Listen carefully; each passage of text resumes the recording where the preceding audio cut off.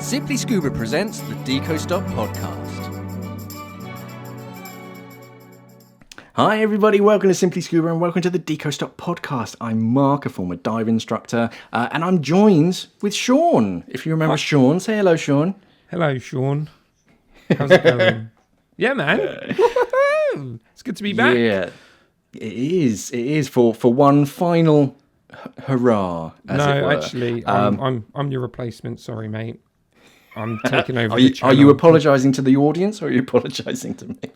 To the world, to the universe, just because of my existence.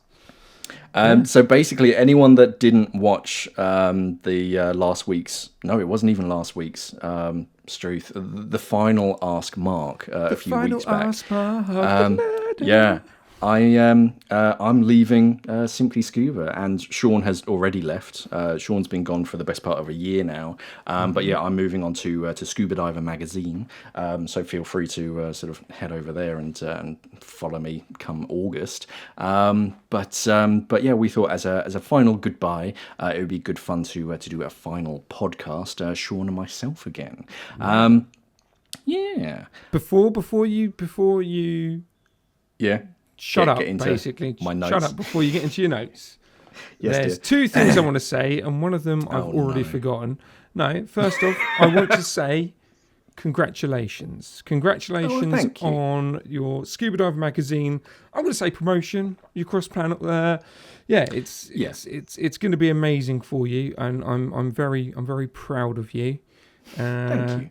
And number 2, you've done a fantastic job carrying on the channel since I've left. I've been engaged. I've watched pretty much all the videos, unless they're bolt snap related. Or well, if they are bolt snap related, I give it a dislike button. I'm wearing my bolt snap t-shirt. Yeah, I know. It's disgusting. But yeah, no. Seriously though, I'm so proud of you, and yeah, the achievements that you've done since me going. To be fair, the achievements that we both had. In the new version of Internet Fusion Simply Scuba. But yeah, no, I just want to say congratulations. I would say I'm going to follow you onto Scuba Diver, but I'm not going to because I don't care. You're not a scuba diver. I'm not a scuba diver, but I know that you're going to do a fantastic job. So yeah, I do have some questions about that, but I think we'll leave that till later. We'll have a general discussion about your move and stuff, if that's okay, if that's not going to throw spanner in the works. See, look, I'm back, mate. Yeah. I'm just going to carve. Because basically, just like always, so I would like to say I invented Deco Stop, but I always come prepared, and my preparedness is for me not to be prepared. Like with every other D-Scott, literally, Mark's got some bits. I used to forward some links off and go, yeah, maybe this news article. And then that was it. Then I'd literally just sit here and be like, cool. So I'm glad to be back for the final episode. Oh, that's the second point. Yep. Thank you for allowing me to jump on the last one. That was it. Yeah. No, I wouldn't do it without you, dude. Sorry. Anyway, yes. But yeah. Well done, super proud. Thank you for having me on the last Deco Stop. Hopefully, not too many people have missed me, or they probably didn't even notice that I was gone. Some people did, and you're going to recognise a few of their names, hopefully. I didn't. I won't, because when I left, I deleted any correlation I had with any of our viewers. Just all of your temporary files, all your cache in your brain. You just went clear. Delete. Literally, the Simply Scuba folder went straight into the memory bin. And then I factory reset myself. No. Yeah, you burnt that bridge. Anyway, guys, so the new presenter is me for Simply Scuba. Definitely not. Anyway, we'll see. So I mentioned this in the last Ask Mark, and I said if there was anything that anybody wanted to say to Shaun, let me know down in the comments. And the first one comes from Christos ZS, and they say, "Do you guys meet often after Shaun quitting Simply Scuba?" Not really. I live underneath the desk. So you know the desk that Mark films in. That's my new home. My wife and my son kicked me out because they'd had enough of my BS. And now I live No, we don't. Unfortunately, I think new jobs. We live really far away, COVID, and we live far away. Mark doesn't and drive. fuel is expensive. Yeah, it's one of those things where I would love to see Mark more. I would love to hang out with Mark more. I'd love to play video games and watch movies, but life stuff. Yeah, the practicality. Life doesn't find a way. No, it doesn't. And I can't believe you got that in there. I gave you that basically. That is what I've not missed. Yeah. I've actually got some things like that to mention in memorable moments. Anyway, the next question or the next comment comes from Emma H89, and they say, Shaun, it's not been the same since you left. What are you actually doing now? Is there a way we can follow you? So, like I said earlier, I live under Mark's desk. Yeah. I'll turn the lights on so you can actually see him. I've got a GoFundMe because I don't work now, basically. Yeah, so sorry. I've question-wise, so what am I up to? Mm-hmm. Yeah, what do I do? Right, so first off, I work for a children's production company. So I work in the distribution team for some well-known brands, and I run their YouTube channel. I'm also a part of the team when it comes to distribution to Netflix, to Amazon. That's a very small part of my job. It's mainly channel management for YouTube. So I have editors underneath me that I give jobs to basically, I look at the analytics on YouTube, I look at what videos are trending, and I replicate that throughout several brands. On top of my head, I run around about 20 to 30 channels. So there's quite a lot of work there. Which is good fun. I'm enjoying myself thoroughly. It's nice to have a different avenue, other than scuba diving. And what's quite nice as well is the challenge, because it's YouTube Kids. There's a lot of restrictions, funnily enough, when it comes to children content. I don't know why, but yeah, it's something that when I was working at Simply Scuba, I really liked the analytical side of things. Obviously, I had to film, produce, script, and all that sort of thing, but I really wanted to hone in my behind the scenes. And I think what drove me to that was, obviously, I would either, like Deco Stop, like the Friday features, which was then Surface Interval, the top 5 products, or, the new in, based on the analytics and looking at what YouTube were doing and what you, the audience, were doing. I implemented that video series, and it was nice from a Simply Scuba point of view to see that pay off. So then that drove me forward to do that sort of thing. So yeah, that's what I do. I work for a children's production company, and I'm I guess channel manager and distributions manager as well, which is good. And to follow me, so a lot of other people have asked, are you going to start a YouTube channel and all this sorts of thing? Technically, I am. I'm going to start 2. So I'm going to be doing a channel analytical channel. I'm working on that at the moment. So I've got no links or anything to show you on that. And also as well, because naturally I'm working in the children's industry, and I love nostalgia. I love old cartoons. I'm actually doing at the moment I'm working on at the moment my own children's cartoon, like nostalgia channel. So it's going to replicate Saturday morning kids TV. I'm not going to be in front of it. It's going to be very edited heavily, but it's going to be retro. It's going to be lots of old school cartoons from Johnny Quest. Yeah, Johnny Quest. It's because he's called Johnny Test now. They've changed his name, or they did change his name. Yeah, Teenage Mutant Ninja Turtles, Ghostbusters. Yeah, I'm basically going to knock out 2 hours every week of kind of nostalgic cartoons that are based, and it has a similar theme to your Saturday morning TV. Naturally, I'm not going to make any money on those because it's all copyright, but I know how to do it. In terms of that, the channel won't get kicked off. The channel won't get barred for using copyright, which is fine. But it's a little Easter egg, or it's just a little foundation to build the channel up. So, so in theory, if you wanted to find me on that, the channel's called Back to the Reruns. It's not live yet, but it will be live. What I'll do, Mark, I'll send you over links. So if you want to put them in the description of this over on YouTube. So that's YouTube based. Instagram is the only other place you can find me. My I guess my private, but it's not private because it's open, is Check Shirt Shaun. Again, I'll send this over to Mark. And if you are interested in terms of channel analytics, if you're looking at building a YouTube channel and you just want to see what I'm all about on that, I'll send you the link. Basically, it's Shaun.u.tube.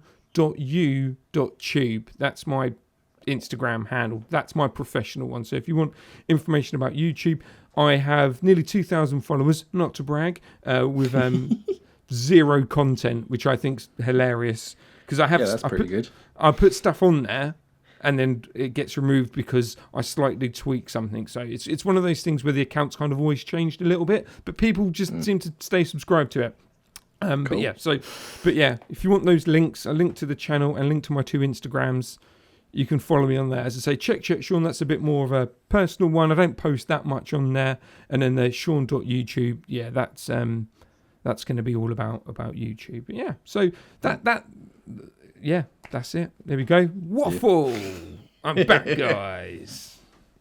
That's fine. That's kind of answered the third question as well, which comes from Omar Kicks, and they say, question to Shaun, however they did spell it with a W, so I wasn't sure if it was addressed at you or not. Dead to me, Omar, how dare you.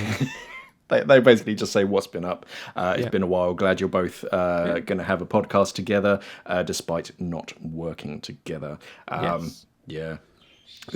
mean, it's just life and whatnot. We're just moving on as things need to.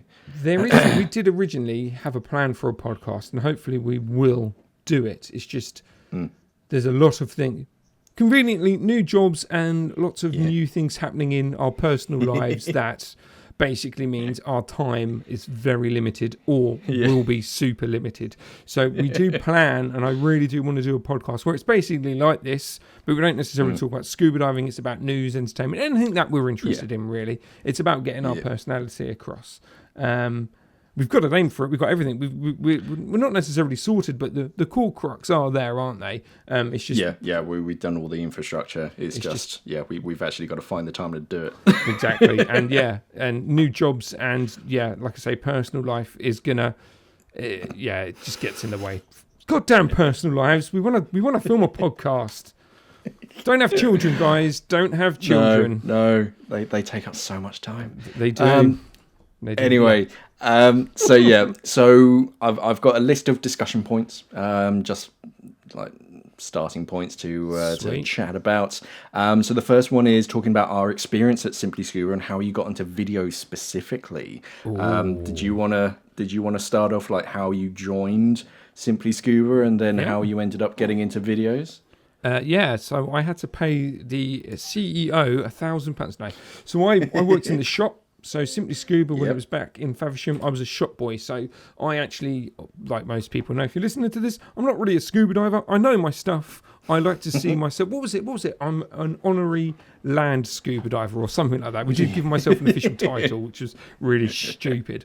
I worked in the shops. I like to call myself the assistant manager, although the way that it was structured, I was the supervisor, which was BS because it's not. I was an assistant manager there, 100%. Sometimes the manager, depending on, Gary. That's right, an engineer named Gary, if you're listening to this. No, you're a good dude, what he's Gary. doing now. I don't know. But anyway, so I worked there. I was hired there to work on the hike side. I then impressed the CEO, Gerard, who's an awesome dude. So thank you for all the opportunities that you've given us, Gerard, or you gave us in the past. If you're listening, I very much doubt you are, because why the hell would you want to see what people are doing with your other company? Yeah, anyway. That's a whole nother can of worms. Let's not pull on that string. So he saw me talk to some customers, and then he said, I want you in front of the camera for the Hike website. I did that, so I started presenting for Hike. There was a bit of I did a bit of cross, not promotion, but some cross bits in terms of helping filming the old scuba manager, Tim. Again, that's where I started to leak into the scuba diving world, helping shoot those scenes. And I was for some reason, when it was a hot day and they wanted to do adverts, I was the one that had to get into a wetsuit. I found those pictures once at Simply. I was going through like the marketing drive and I was like, what's this folder with like 1,500 pictures in it? And it's just you in like a 5mm wetsuit on a park bench in the middle of town. Sweating my nuts off. So that was me. And then conveniently, basically what ended up happening is that the video team, they got caught doing something. Yeah, they got sacked. They got caught doing something naughty. Not in they were basically not double teaming. That's even worse. They were doing freelance work at work. So they were doing their own stuff on the work's computers, which is obviously a massive no-no. So they got the can. Then they obviously knew that I'd been in front of the camera and I'd done some bits behind the scenes. So then I basically became the editor, and then they hired another editor called James, and then myself, James, and Mark, we started to see a trend in the scuba diving channel, because when I first became the video editor, the scuba diving channel was the smallest channel.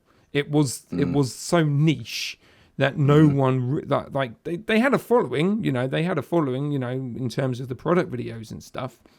But there was a niche there, so we all three of us saw the potential of that channel can happen, and basically what we did for the Simply Hike channel, we then started to replicate for the scuba diving channel, and then it overtook everything else.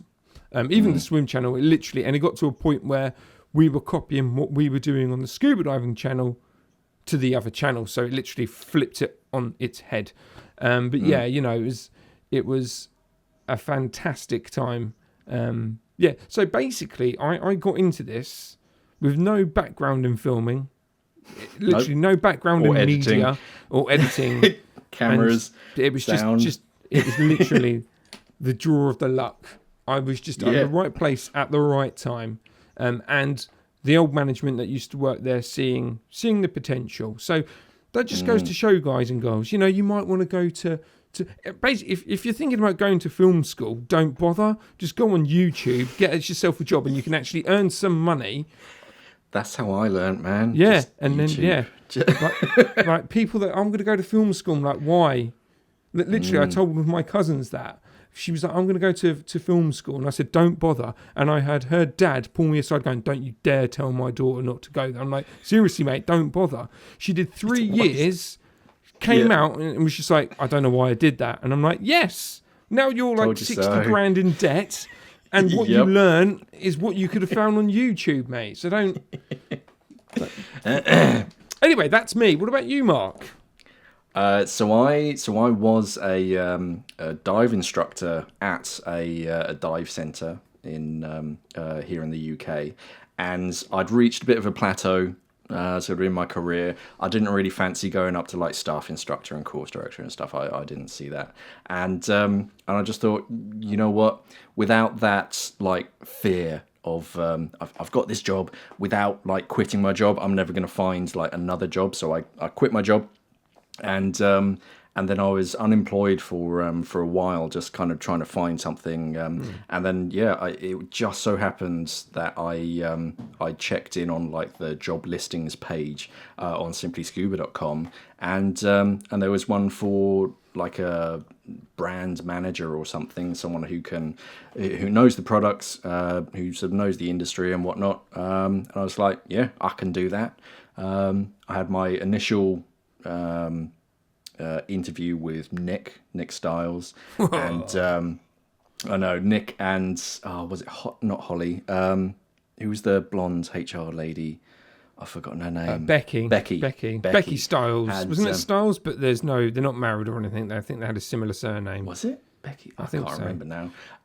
And then on the drive back home, I got a phone call saying, we'd like to get you back in for a second interview, where I met with Nick again and Gerard, and they're just like, oh, would you consider doing some videos?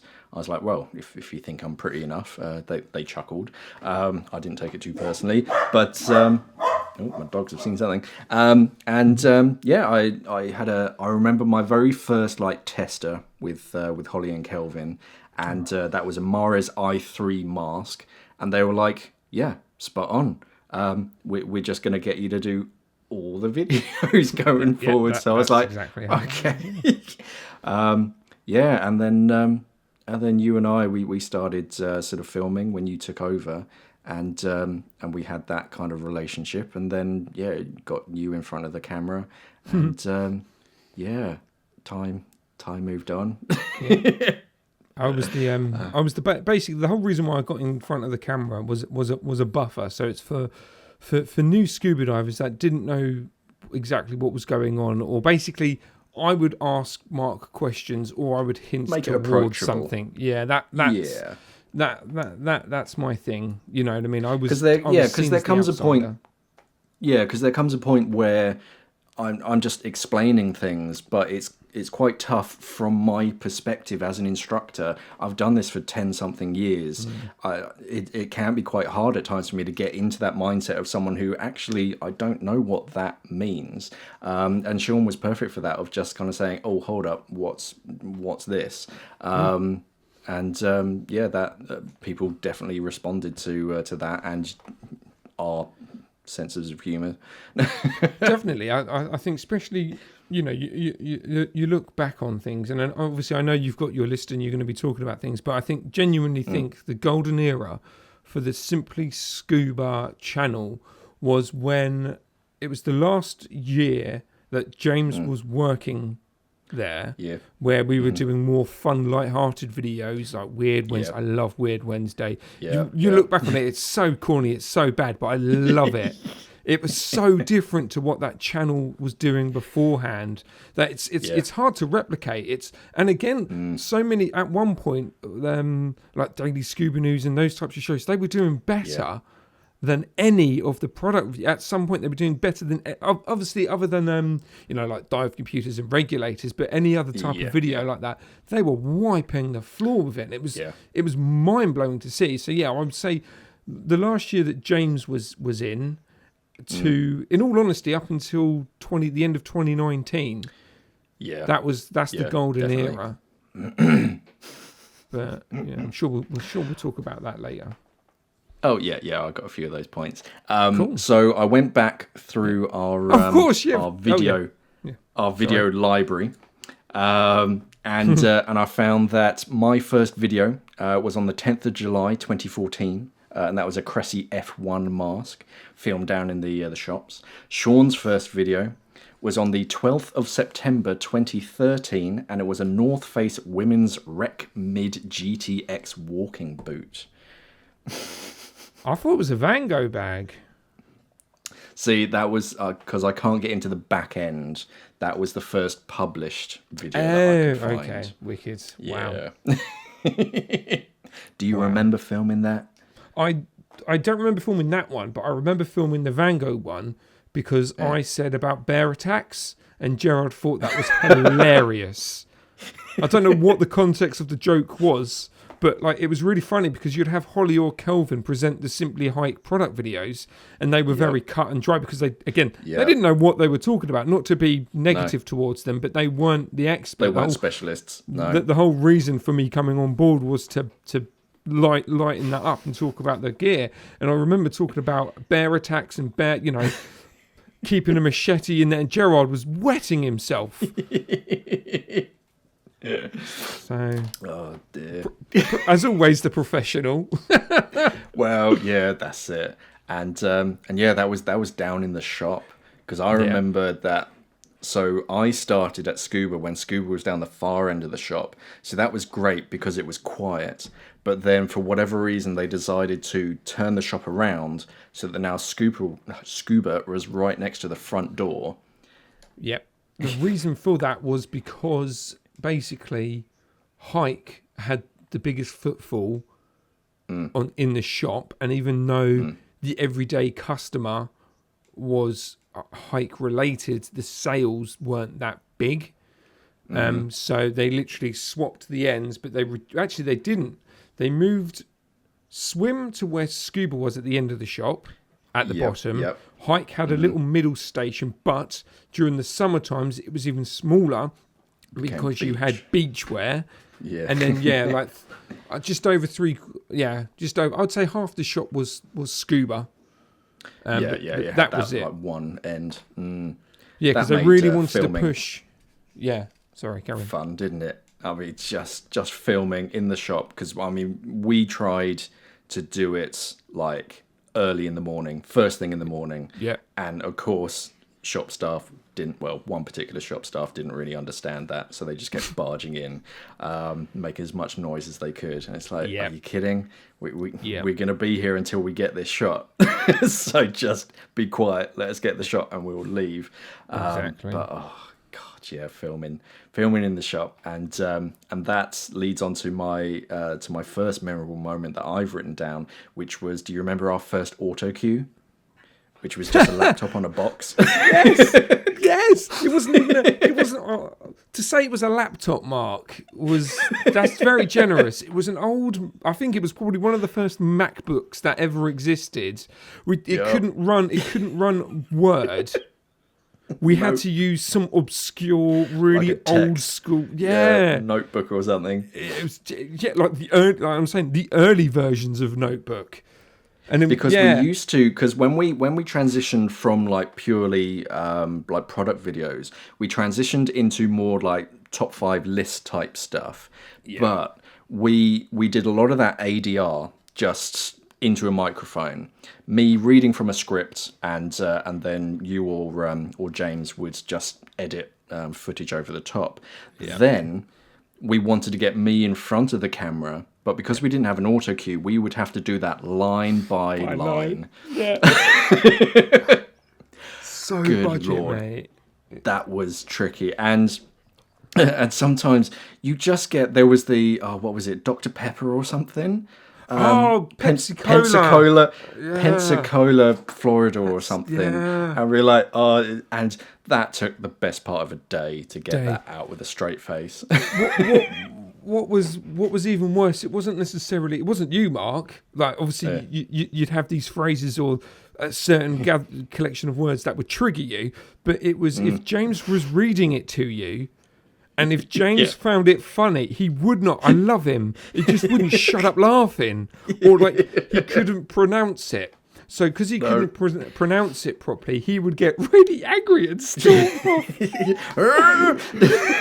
I'm sitting there trying to edit a swim video or like a hike video, and then he's trying to say peninsula or something, and he's just like, beep, beep, beep, beep, beep, then kind of storms off for a bit. Or his classic, I think it's actually in one of the blooper videos, where it's like, I've had enough, and he just walks off. Just walks off. Bless him. Bless him. Oh dear. That was that. Yeah. Thing is, though, and I can say this because technically you could say this now. Internet Fusion, the guys who now own us, when I used to go and film with them, they do that now. They read lines to them, and I'm like, what? Oh, wow. Yeah, one of the first times I said that, I literally turned around to them and said, "Why don't you have an auto cue?" And they were like, "What?" And I'm like, "Are you kidding me? You're a professional media company." Yeah, they're pretty cheap. Yeah, I'm like, I made my own. Yeah, I'm like, why do you not have an auto cue? It's like, Lord. Just get one that screws on the lens. You stick your phone on. Even that itself, like that blew my mind. I was like, wow, you were literally when I started doing, when I went to the first time shooting them and they were doing it line by line. I'm like, I've literally stepped back like 7 years. Yeah, wow, I didn't know that. Yeah, seriously. I was just like, so you got because don't get me wrong, the guys over there, Anyday Media, they are fantastic. They are really good at what they do. They make things look lovely. But where it's a different approach in terms of practicality of talking directly to the camera about a product or something, where you need a script, like, obviously they hadn't thought about that process because they don't do it as much, or back then they didn't do it as much. And it's just like, literally, like I said, it's like stepping back 7 years and like, why are you reading this line by line? Like, literally, we were doing some product videos and I'm like, how many have you got to do? And they'd be like, I've got 6 to do. And I'm like, wicked. So how long do you want me to film? And they were like, the whole week. And I'm like, what? The whole week? Like, we can knock 6 out within the first 2 or 3 hours, and that's with us goofing off. Because you have to goof off with that sort of thing as well. Otherwise, your soul is just destroyed. Definitely, yeah. But yeah, I remember that, mate. That stupid computer. And then when we started doing it, it's like in the comments, why'd you keep looking down? It's like, because we're reading our auto. We're reading it. Because if we put it in front of the lens, we can't see it. Yeah, exactly that. But yeah, no, when we first got that auto cue, mate, it was fantastic. Oh, game changer. Yeah, yes. So different. And then, that was up in the... Yeah, go on. I was going to say, and then we got James the remote. Yes, yeah. We nicknamed our remote control, because it used to be James, the sort of editor and filmographer, whatever his title was. Yeah, videographer. Yeah. It would literally just be sort of scroll it down with his finger. And he'd scroll backwards and forwards depending on sort of where we were in the script. And then we discovered that there was such a thing as a remote control that you could just either have in your pocket or just have in your hand. So when James left, we're like, oh, okay, well, yeah, we got this remote control. We'll just call it James II or something. Yeah, James. And he was literally replaced by a controller. And I'd like to point out, we knew that AAA there were batteries. Yeah. We knew that there were obviously other controllers around, but again, this is early on in the days. They were very unpredictable, and also as well, where with Weird Wednesday, and if there was two of us, it would frustrate James so much, but we would stop halfway through and have a conversation about something. Ad lib. Ad lib, and he'd be like, just read the script. Just read the script. No, I want to talk. I want to talk about jelly, and whether if you put jelly in the ocean, could you turn the entire ocean into one big jelly mold? That's where I want to go, Mark. Oh, sorry, James. Yeah, that was good, man. Oh, and that was up in. That was up in the studio. So. To let you peek behind the curtain, we had the big white studio, which was like a separate annex that we only ever worked professionally in. There was no time wasting whatsoever in this annex off the side of the of the building, which can only be entered like via this really noisy long staircase, so we could tell when someone was coming. I cannot believe to this day that Gerard trusted myself and James to work there full time. That was my office for about 3-4 years potentially, as well as obviously you coming over, and then like just sat down. Like, do you remember that one time? I don't know. It's when you and James. You and James were watching The Shallows, and you watched the entire thing. And I'm like, guys, are you going to script? Because there I am, bloody editing all these videos for Hike and for Swim, and I look over to you guys, and you're just watching The Shallows. And I'm like, are you actually going to do any work? It's like, why am I the one that's not slacking off? James asked me if the film was any good, and I said, well, it's on my iPad. Do you want to watch a short clip of it? He said yes, and we ended up watching the entire movie.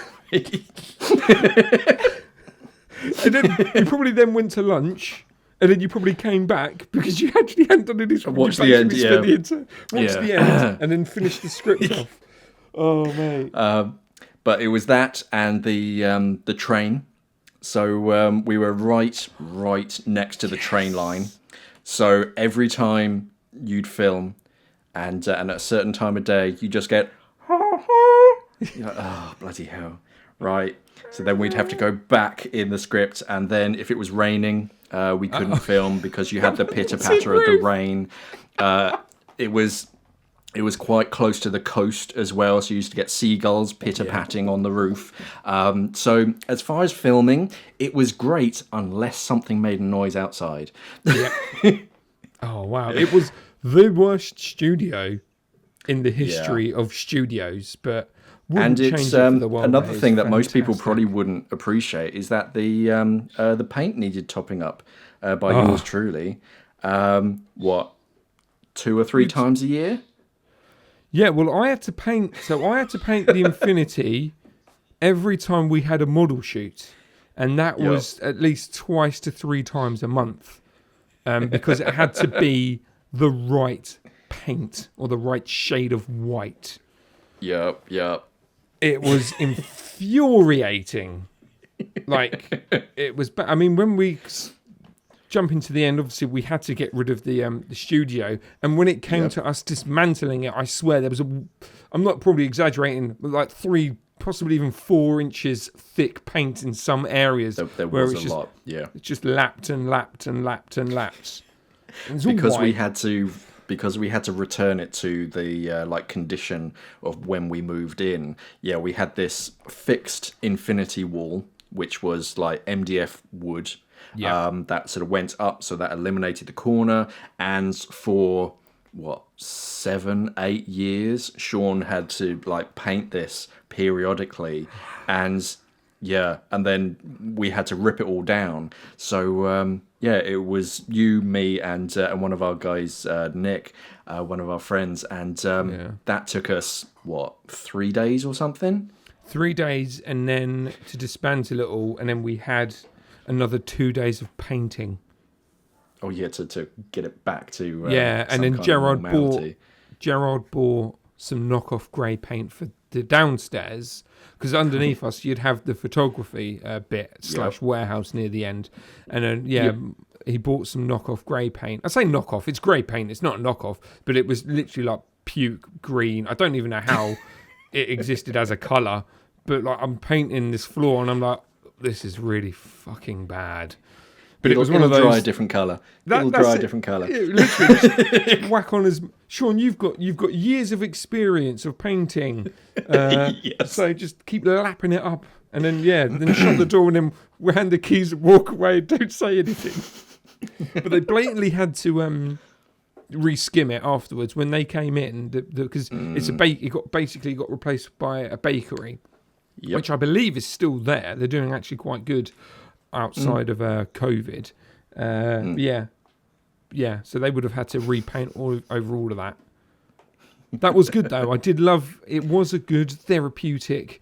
I spent quite a lot of my years in that white room, and to have 3 days of absolutely bashing the crap out of it. Because I remember when we first started, you were like finding the screws. And you're like, I'm going to take this out. Let's do it properly so there are no splinters or anything. You were doing it properly, and I just came in, and I had the crowbar or a hammer, and I just went straight into the wall. Like, there you go. Just ripping it out. just rip it out. It's not going to be kept. Badger. It's not going to be kept. We're not going to keep it. But it would have been so much easier. But I mean, you couldn't find those screws. They were under so much paint. Yeah, literally. That was the only way to get them out. If you were doing the screws, you'd still be there now. Yeah. Like 3 years, 4 years down the line. Mate. Oh, good times. I've got green screen written down. You remember the green screen? Mate, I remember that. So we had a cheap we we had a green screen, but for some reason, the old video team, Holly and Kelvin, they'd wrap it around a big polyester sheet, which is, makes sense. Rather than hanging it, you have it wrapped around there, and then you need it to so it's all nice and flush. But when we weren't using it, those polyester sheets blocked the natural sunlight, because we're a studio, we can't have natural light coming in. No. So because of that, they were all sun bleached. So the first couple of times we used them, I'm like, this is not working, because there's about 50 different shades of green. I literally cannot key this out. It's ridiculous. So then that's when we got the green screen, and then that's when we put the fake shop backdrop, which at the time was fantastic.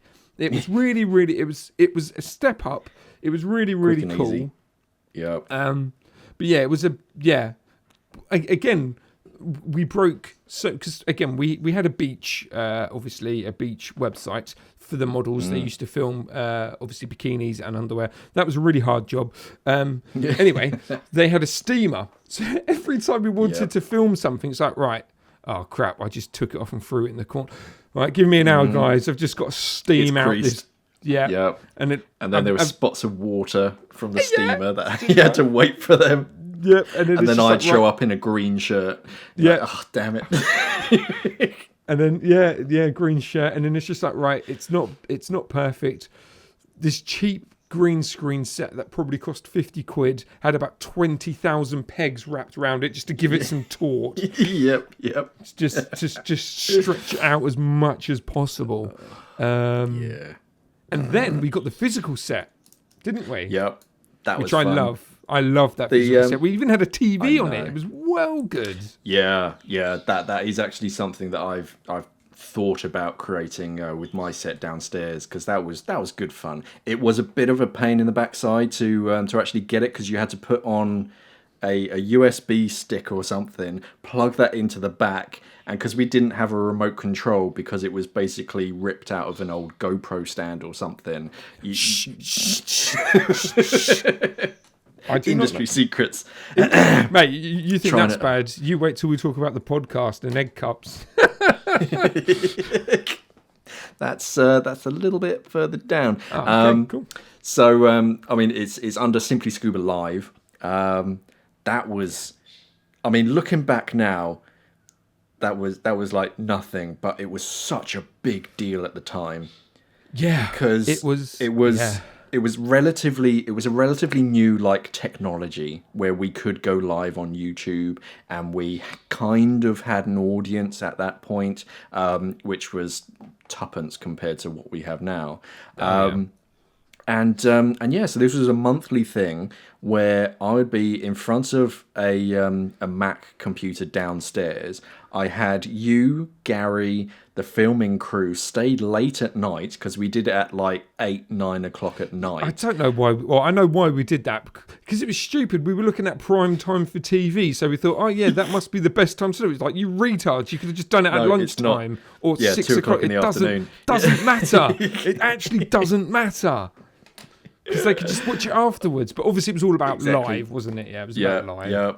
And that first time we were ready, you were like, okay, if you need to get a product, because people are going to ask questions, I can be a runner, I can go to the warehouse and kind of get all the stuff, and then no one asked any bloody questions. So we were like, and then you ended up asking questions, pretending to be a customer. I literally, just to fill in some time. I was in the shop computer typing it in the chat. I logged in as I have many YouTube accounts thanks to Simply Scuba Live. Just typing in different comments just to ping up. Oh mate, that was good. Though. I remember though, it was fantastic. So the first one aired, and you were still. You've been within the company, I don't know how long that was, a year, I would say. Yeah, 6 months to a year, I don't know. And then you literally walked into the office and you got a standing ovation. Yeah, literally everyone clapped, which is fantastic. Though, like, you've done a really good job, which you did. It was nice, yeah. But you think about it now, it's just like, oh, wow, okay. Yeah. Yeah. Well, mate, how many views did we? Oh, we had 40 people live on the chat. Yeah. It was like double digits, if that, at times. And that I do remember one time. I can't remember whether it was on. I think it must have been on the very first one. And from what I could see on my screen, I was quite limited. I could see like a reflection of myself. I couldn't see the comments. I had to have like an iPad or something next to me or something. Yeah. And I think in one corner I could see like a viewer count. Yeah. And there was definitely a point, I think, towards the end of the first one, and it said viewer count 0. And I remember thinking, well, what am I doing here? I might as well just wrap it up now. And it turns out that viewer count wasn't actually accurate. So I almost threw the towel in, but I was like, nah, I'll just continue, because it is going to be recorded and then people can watch it later. Yeah. Simply Scuba Live. And then we just killed that after like a year or so. I'm done. No, that was, so it did do it live. Yeah, no. So it was live for a year. because I remember, or maybe just a bit longer, because James did 2 or 3, but he got really angry because we always used to order Domino's and it was always paid for. But he doesn't like pizza, or he didn't like he a didn't type like of cheese. Pizza. Oh, that was it, cheese. Yeah, so he doesn't have pizza. So we're sitting there eating Domino's, and he's got like, his chicken strippers. Yeah, it was brilliant. And then we only did that a couple of times, and I think Gerald was like, "Well, hold on, I keep buying you Domino's every month. This is costing me more money than it's actually worth." No. Yeah, don't worry about that. but then Scuba, Simply Scuba Live, then became Scuba Tube. Yes, and then it was literally it was the same formula of Simply Scuba Live, but it was pre-filmed. Yep. So then you'd had guests. I remember one of your first guests on the not live version was Tim. Was that Tim? Yeah. Yeah, and Tim used to work at Simply Scuba, but he was working at Oceanic at that time. Yep. So he came on. That was green screen. You had a big official desk. It was almost like a knockoff of like the like Jimmy like Fallon a newscaster. Yeah, it was like that. It was just like, what is this? And then then that Scuba Tube then basically became Daily Scuba News almost, didn't it? Yeah. DSN so, and Weird Wednesday. Basically, what happened is that you'd have Scuba Tube, which was Simply Scuba Live. Then I said, well, hold on, rather than this 40 long minute, people are watching it, but there's not much engagement in it. Yeah. So why don't we make it news based? So you'd have a bit of news, a bit of industry update, and then it was like just general bits about the website and all that sort of thing. Because obviously you have to tie in the website, because that's the whole point of the YouTube channel, even though we were veering well away. Basically, the best stuff that we ever did on the Simply Scuba channel was never aimed at the website whatsoever, and I wish in all honesty the channel would be so much better if it wasn't actually connected to the retail element.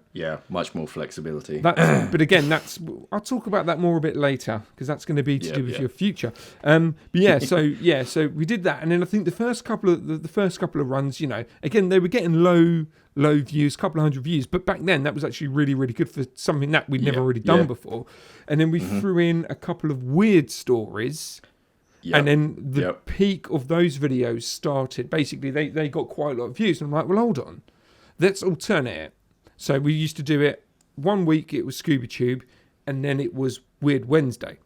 And then YouTube changed its algorithm. Like, well, if you want to be successful, you have to do daily videos. Yeah, constant output. So then that's when I said to Gerard, let's do daily news stories. And he was just like, but what about Saturday and Sunday? I'm like, we can just film that on the Friday. It's fine. Don't worry about it. And then, then we started going down the daily route with DSN, and it basically skyrocketed. DSN was, we would literally film in the morning. I'd edit it.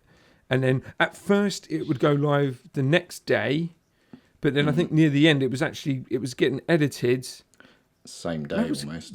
It was pretty much the same day, and it was going live as soon as it possibly could, either in the evenings or the afternoons. So DSN, that obviously linked to Weird Wednesday and Scuba Tube, which then linked to Simply Scuba Live, which obviously was the brainchild of Kelvin. So it's weird how things link up. And obviously the list-based videos and New Wins, they all were based on what popular product videos were being watched at that time.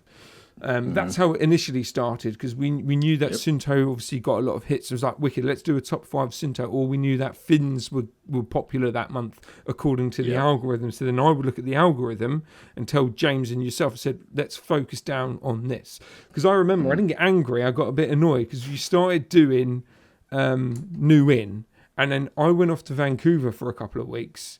And then I came back. I'm like, oh, you're right, guys. He goes, yeah, you both looked at me very smug. It's like, we didn't film New In this month. I'm like, you absolute a-holes. But that month, there was that. Yeah, there was basically, I think you were probably watching The Shallows 2, Revenge of Bruce. But yeah, you didn't do it that month. And I'm like, dudes, why not? Come on. And you were like, no, it's all right. And then, then we had a dip in viewership. And then Gerald's like, why is there a dip? And I'm like, it's because I left. I went on holiday. One job, but then again, that was also an awkward time because obviously you had two editors. You obviously had James, who was filming, doing a bit of editing and scripting. You would then look at the script and tweak, or you would write a whole new script, and then you'd have. Yep. Do you remember when you were first doing like general voiceover stuff, and it was James editing, and I was the joke guy. I had to come in to just insert, just put stupid limericks, stupid jokes, or stupid innuendos in them. It's just like, so James done the foundation, you built the thing, and I put fart, giggles, boobs, and then that was. But like I said, that was the dream team. Yeah, mate, it was brilliant. Wouldn't change it for the world. That's what I'm saying. Like the golden age was when we had Daily Scuba News, or even at that point, Scuba Tube and Weird Wednesday. That was doing really, really well. The product reviews were ticking along. We had other top 5 videos as well as the Friday features. What was it called before the Friday? I don't think it was called anything. It just went live, didn't it, on a Saturday or a Friday? Yeah, I remember the weekend ones. I can't remember what that was called. Yeah, but I definitely remember Friday feature. Yeah, but yeah, they were brilliant, mate. And not to name names, but obviously when I had a phone call beginning of the week, that was one of the things I mentioned to this certain person. I said, look back at what's done well, just copy that. Just copy that for now. But the people that are listening to this are going, what the hell are they talking about? But never mind. Never mind. Exactly. So the next thing on my memorable moments is the podcast booth. So this was basically a money saving sort of thing, because we were paying extra rents on having that video and photo studio. The company wasn't doing great at the time, so they decided to sort of cancel their lease, and they cleared some space in the warehouse so that we could basically start to build a replacement studio in there. So Shaun, myself, and Nick, we'd torn down the old studio, and we were measuring out this new space that we had in the warehouse. And we were measuring up for photos and videos and trying to find it. And we came across the old Simply Scuba dive show stand, which was this huge sort of wooden construction that we would take to dive shows, wasn't it just? And we'd have computer screens and things. And we were kind of looking at it, and we were like, you know what? If we folded it like this and put a door in, or actually it was use the existing doors, this would make a pretty good podcast booth. So we kind of did that, and the boss was into it. And then Shaun was saying how we need this foam padding around to help with the audio, because it would just echo. So budget was kind of slim, and it was about £2. We came up with different options, and we found out that you could just buy egg crate cardboard material in bulk. And that ended up being a lot cheaper and environmentally friendly because it's cardboard.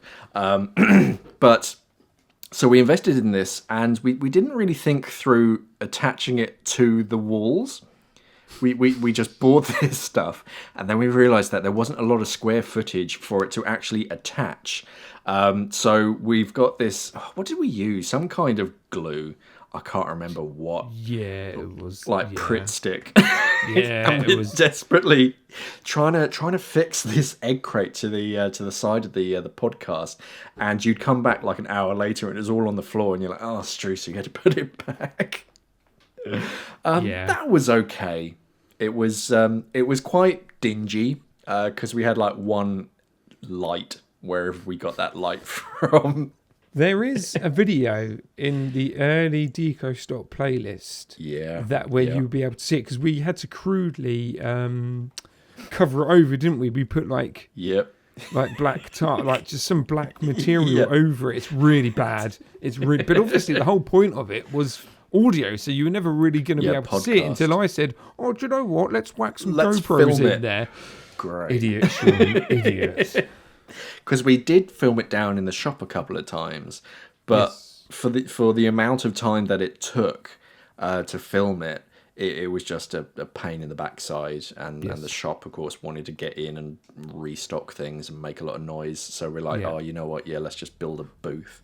Or again, the stereotypical, like when you used to film down there with them, you'd be halfway through a conversation with Greg at the time, and then a certain member of staff are walking back. Oh yeah, Mark, can you help me with this regulator? Like, dude, we're in the middle of filming. Can you not What's tell the we're matter? recording?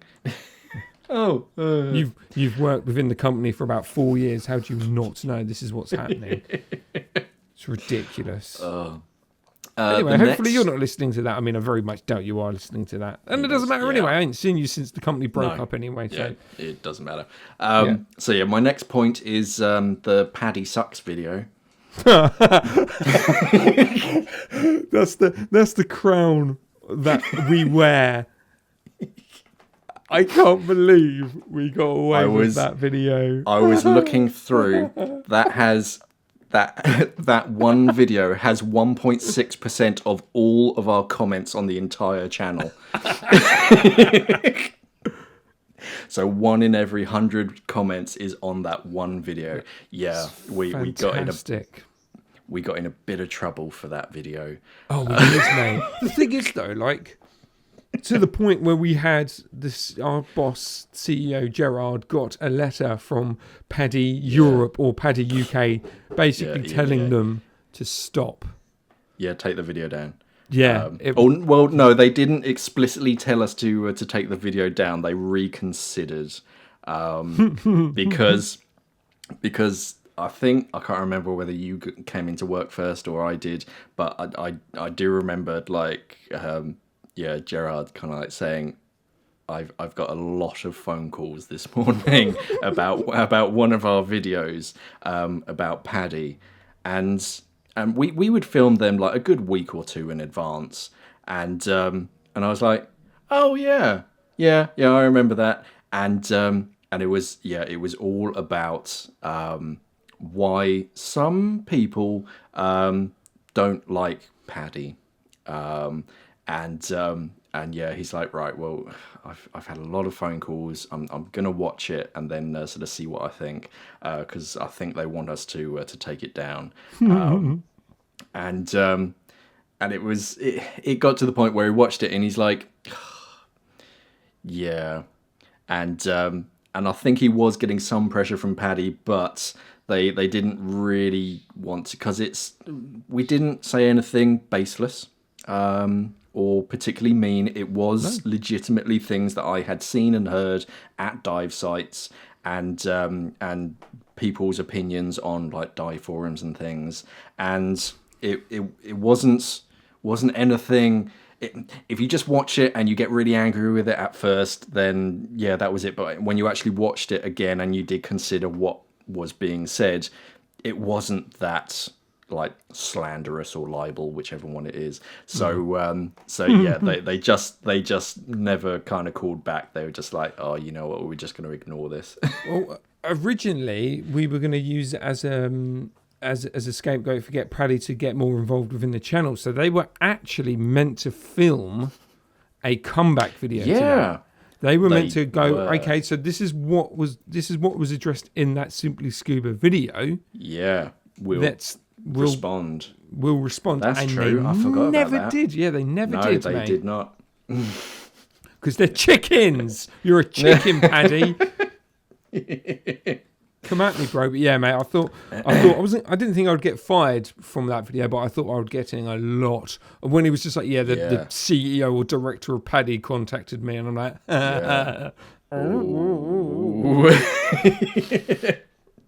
yeah, never mind, mate. Yeah, doesn't matter. I think they just video.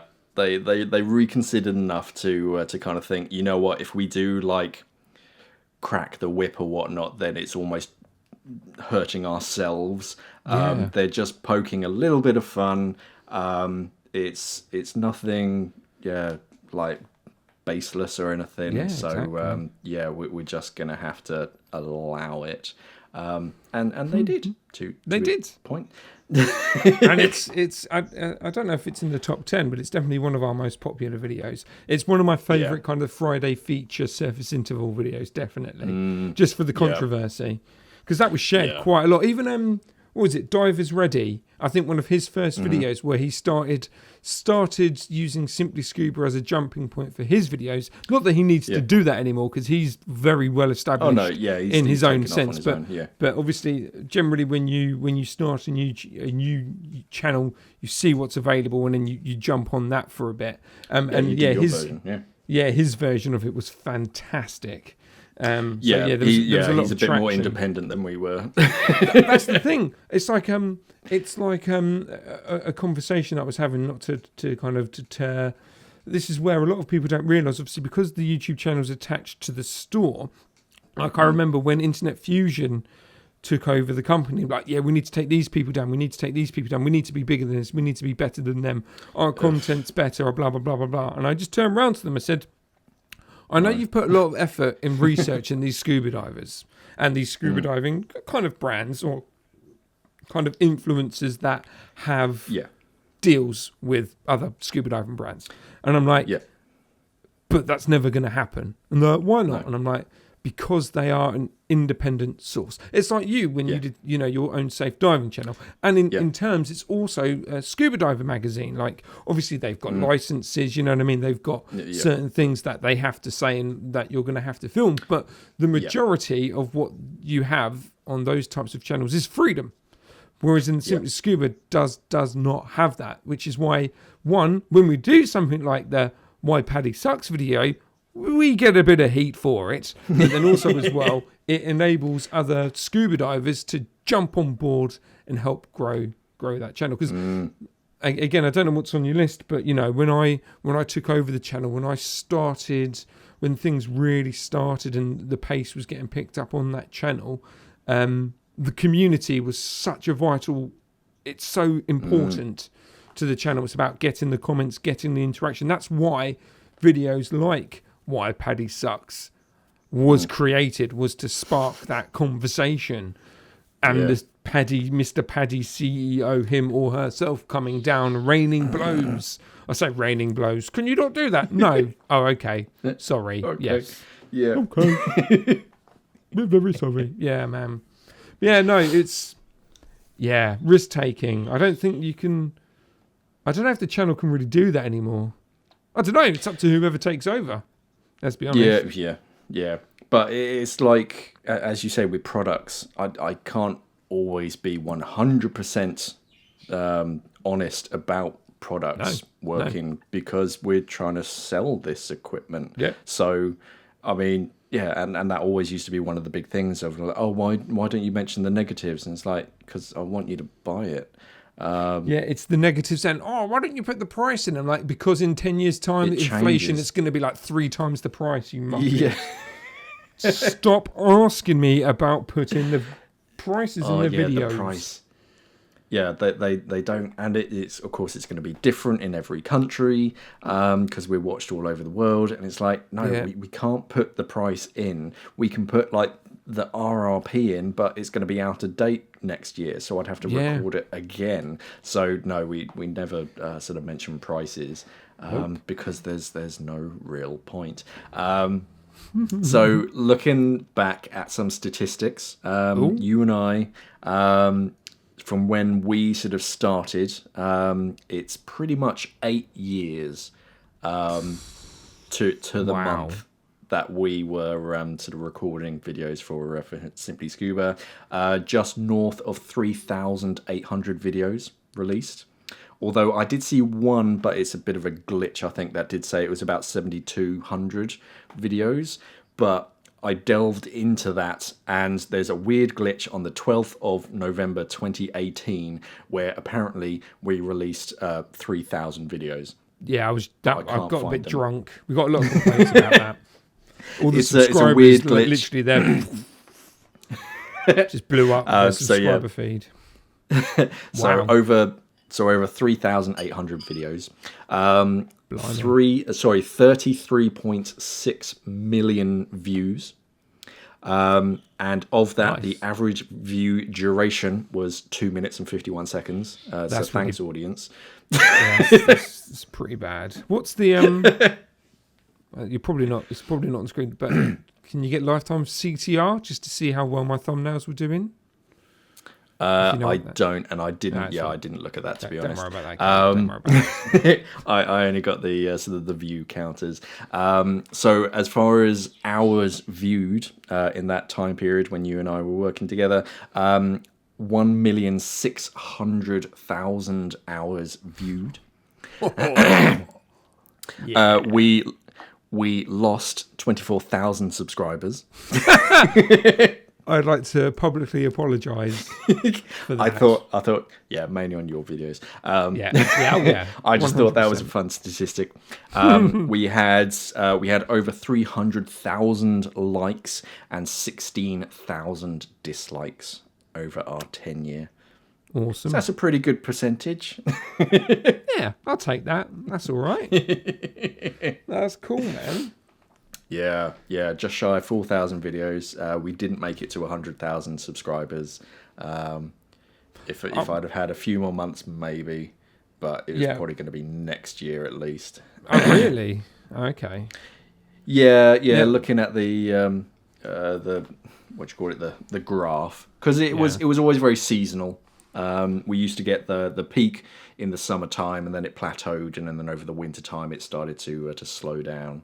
Yeah, I mean, obviously we can say bits and bobs. Obviously not to retcon, obviously, whoever takes over from this, but I genuinely believe if we didn't have COVID, the scenario would be completely different. If we were still in Faversham, not necessarily the old team, but if COVID never happened, we would have hit 100k by the end of 2020 easily. It's just the momentum was lost, and then obviously you had 6 months of nothing, and then just generally the world was going. They changed the algorithm, didn't they? Oh mate, they changed the algorithm every 3 months. It's something that I have to deal with. It's so annoying.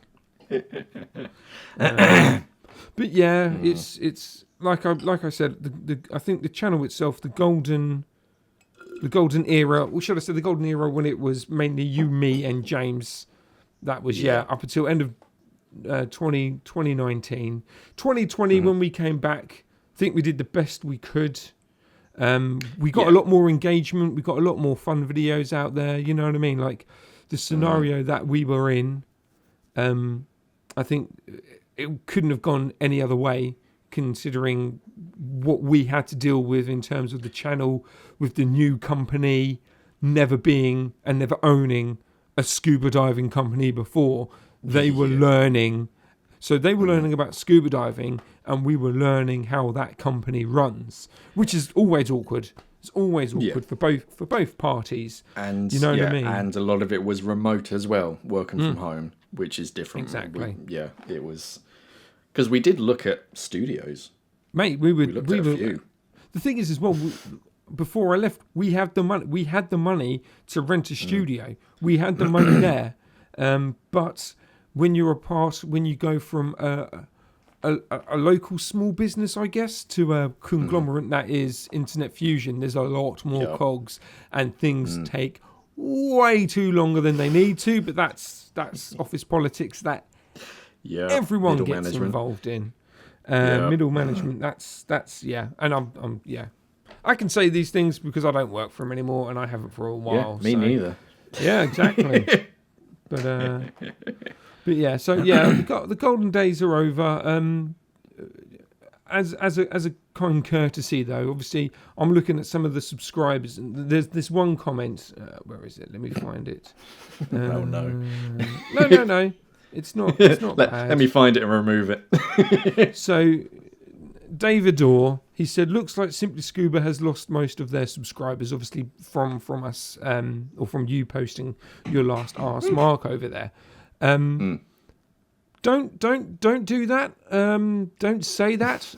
If you want to leave because obviously Mark is no longer on the channel, by all means, it's your opinion. You can be subscribed to more than one YouTube channel. Exactly. But what I would say is, whoever and whatever they do with this channel afterwards, just be respectful. Be respectful that they're at an awkward... give them a chance. Give them a chance, you know what I mean? They, in all honesty, just from Mark's shoes alone, whoever's stepping in front of the camera, they're going to be feeling... They've got to fill in some big shoes. Let's be honest. He's the face of the channel and has been from day... Well, not day dot, but, since this... No, yeah. The popular version of the channel. Just be respectful to whatever happens, whatever they upload. If there's videos that you don't like per se in the future, don't comment on it. Just unsubscribe. Let's be honest with you. Just unsubscribe. They don't need to know your negativity. Just let them know your negativity by unsubscribing to the channel. If you don't like the content, don't unsubscribe because Mark's leaving. That makes sense. There's no real point in that. Definitely head over to Scuba Diver Magazine, but don't hit that unsubscribe button just yet, because you never know, the next guy might be amazing. So yeah. well, the talks that I've had, hopefully it won't be a guy. Let's just say that it's going to be a unicorn. I wish we always try, because we got Robin for as much as we could. Everyone loved Robin. Everyone loved Robin. Yeah. Funny that, isn't it? That's surprising when you get a nice young lady on a scuba diving channel. We got Sam for a bit. Sam did pretty well. Sam was really good. I was aiming for him to be my replacement. Yeah. We had Fran for a couple videos. Yep. We had Holly. She hated you. Oh, mate, Holly. I reckon Fran absolutely loved me, but she couldn't be with me, so she felt really angry. Also, as well, she was like 10 years younger than me, so that would not have worked out. I was basically married at that point. Yeah, she had that kind of like Wednesday Addams kind of morbidity behind her as well. Yeah, she was cool though. Well, the whole team, I think. Oh no, she was good fun. We were all close knit. The team, the old Simply Scuba team. Yeah. So we had Holly, we had Alana. Because basically my ethos was, and I know that you agree with me on this, that obviously scuba diving is a very male-led orientate, like it's very heavily male. So I always wanted females to be on the channel to give them more representation. I wanted that. Yeah. Like that was the reason why we had, not the only reason, but like Sarah from Girls That Scuba, we did interviews with her, and there was going to be points where potentially down the line that she would actually do product videos.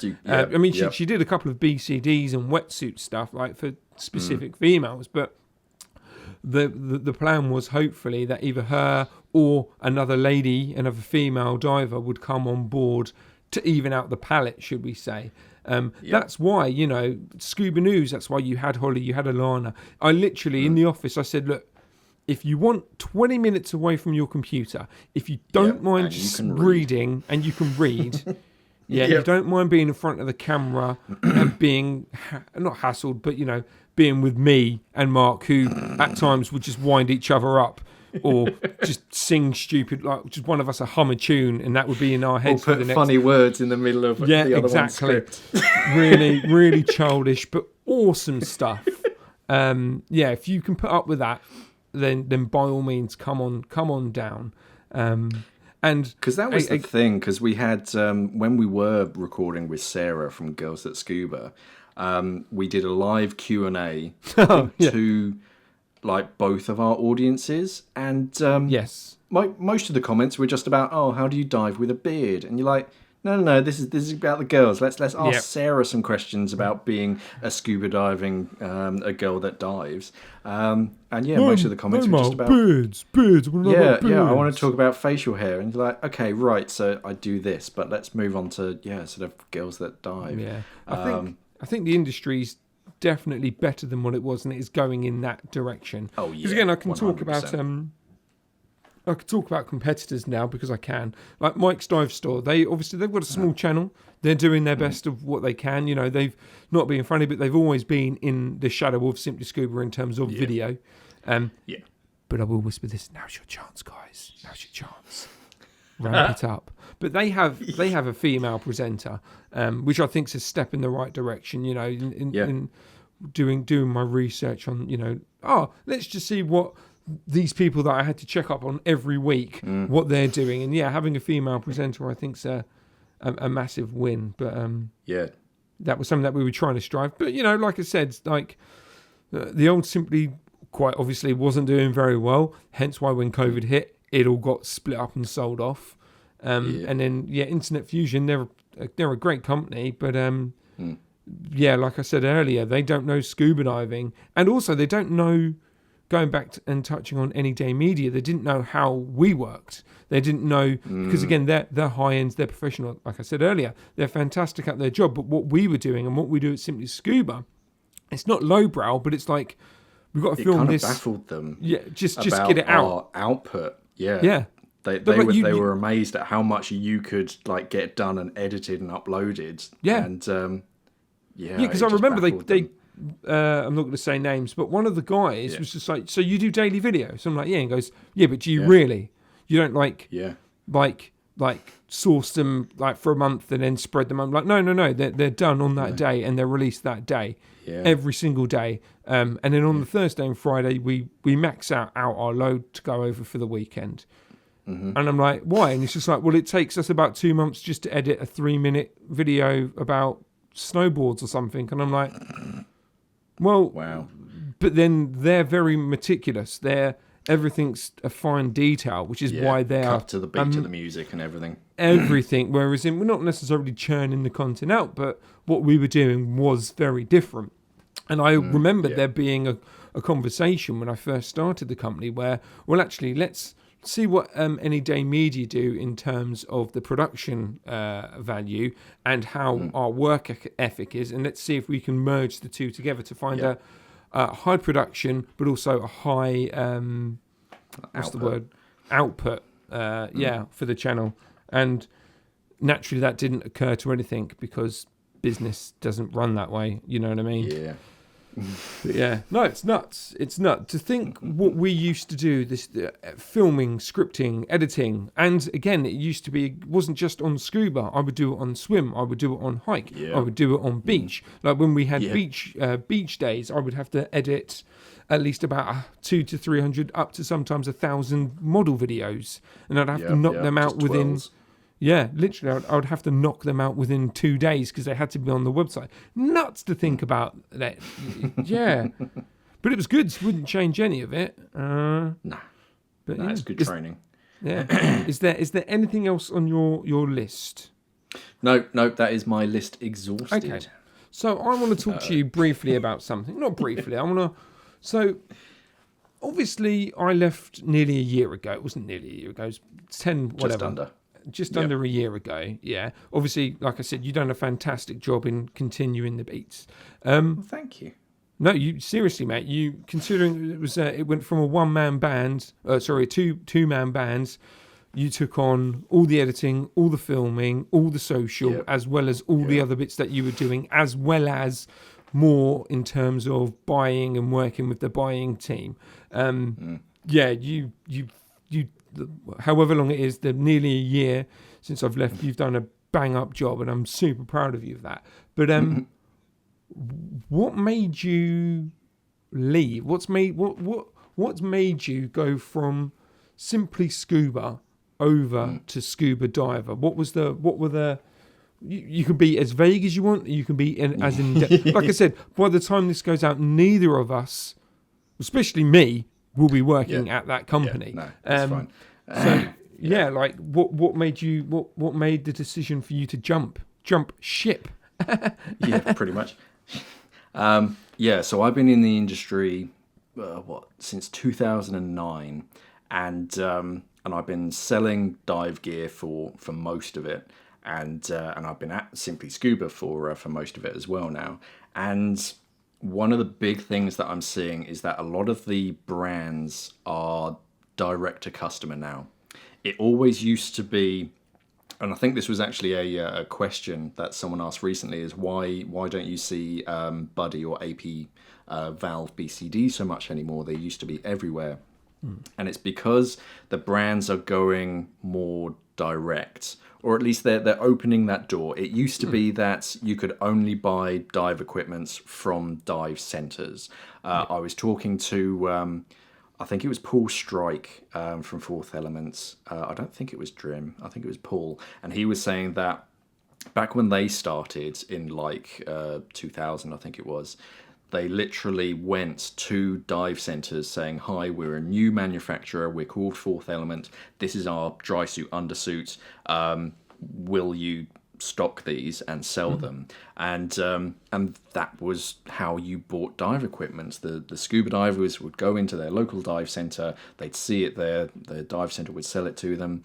But now with the internet, all the manufacturers really have to do is just flick a switch to allow online payments, so you can buy directly from them. And in a lot of cases, yeah, I do prefer to buy directly from the manufacturer. Sure, it can be a little bit more expensive. You can get some special offers, but I just feel personally it's a bit more, I can't think of the word, but like reliable. You're like, it's the manufacturer. They're going to be pretty good. Let's cut out the middleman. Yeah, it's literally a direct source to who's made it. So yeah, it makes way more sense. Yeah, so it has been something like in the back of my mind for a good few years now, since before COVID. What? I know. You were going to leave surprise. what? How dare you? It's not like I've ever encouraged you to go work for a brand or anything like that. And me telling you, why have you not applied for another job, Mark? Why are you still here? No, it's always been on my like to-do list to change things up and do something. It's just been finding the right position, and yeah, it is just, I mean, a lot, as you said, a lot has been sort of put on my shoulders sort of recently for Internet Fusion, but yeah, it is just, it was the right time, it was the right move that I've been looking at anyway.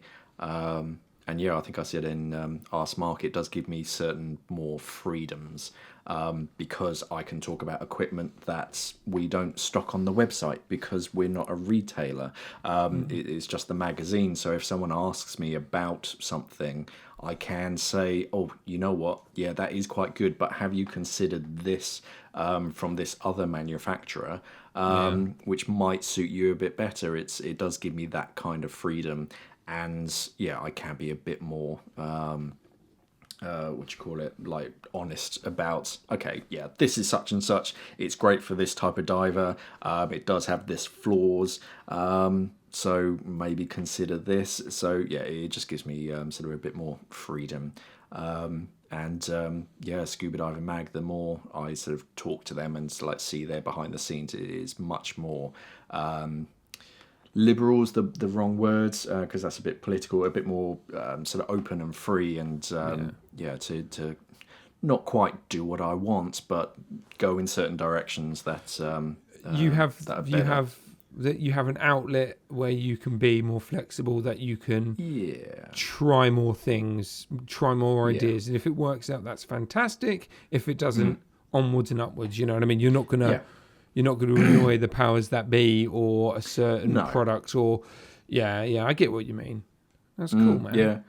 Yeah. I think for the short term, I'm gonna sort of stick with a few of the same shows that we've been doing. I really want to stick with like Ask Mark and the Q&As because that's good to. Do you mind? I was literally gonna ask you, what are you taking over? So yeah, Ask Mark is one that I'd like to take over to continue that sort of conversation with you guys and girls out there, to sort of ask me questions and then I can elaborate on things. The tips and advice video, we're definitely going to sort of continue running those, but I'll probably spend a bit more time with each of those, so it's not just me in front of the camera. I can actually do some like B-roll footage of me actually doing some things, we do have some things in planning, as it were, to go forward, something a little bit different, that hopefully you guys will be interested in. I can't wait not to watch those things. No, I'll in all honesty, I mean, I won't subscribe to the channel because I really don't want to.